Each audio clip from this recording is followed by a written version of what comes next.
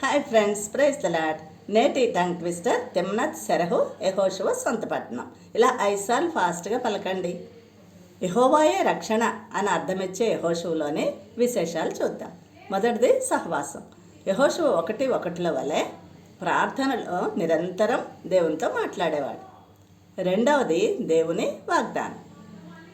నిబ్బరం కలిగి ధైర్యంగా ఉండము, నిన్నెన్నడూ విడువను ఎడబాయను అన్న ఆ దేవుని వాగ్దానమును ఎన్నడూ విడవలేదండి. ఆ దేవుడు మనకు కూడా హెబ్రీ 13:5 అదే వాగ్దానాన్ని ఇస్తున్నారుగా. మూడవది, దేవుడు చెప్పినట్లే చేశాడు. ఎరుకో చుట్టూ తిరగమన్నాడు. ప్రజలందరితో కలిసి ఎరుకో చుట్టూ తిరగగా ఆ బలమైన కోటగోళ్ళు కుప్పకూలిపోయాయి.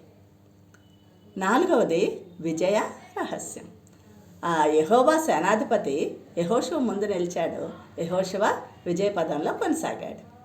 అమోరీయులతో పోరులో ఒక నరుని మనవి విని దేవుడు సూర్యచంద్రులను ఆపివేసిన అందమైన దృశ్యం ఆవిష్కృతమైంది.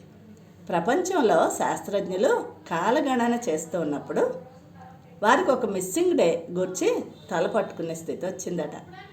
అప్పుడు వారిలో ఉన్న ఒక క్రిస్టియన్ సైంటిస్టుకి సండే స్కూల్లో తను నేర్చుకునే యెహోషువ కథ గుర్తుకొచ్చి ఆ దిశగా పరిశోధన సాగించినప్పుడు యెహోషువ 10వ అధ్యాయంలో వారికి 23 గంటల 20 నిమిషాలు దొరికాయట. చూసారా బైబిల్ ఎంత ఖచ్చితమైనదో. 5వది ధర్మశాస్త్రం. దివారాత్రము ధర్మశాస్త్రమును ధ్యానించమన్న ఆ దేవుని ఆజ్ఞను శిరసావహించాడు.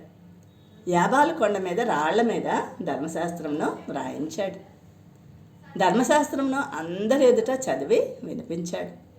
24:15 నేనును నా ఇంటి వారిను యెహోవానే సేవింతుము అని తీర్మానం చేసి అందరికీ మాదిరిగా నిలిచాడు.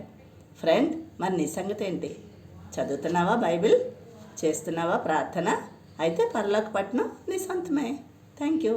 God bless you all.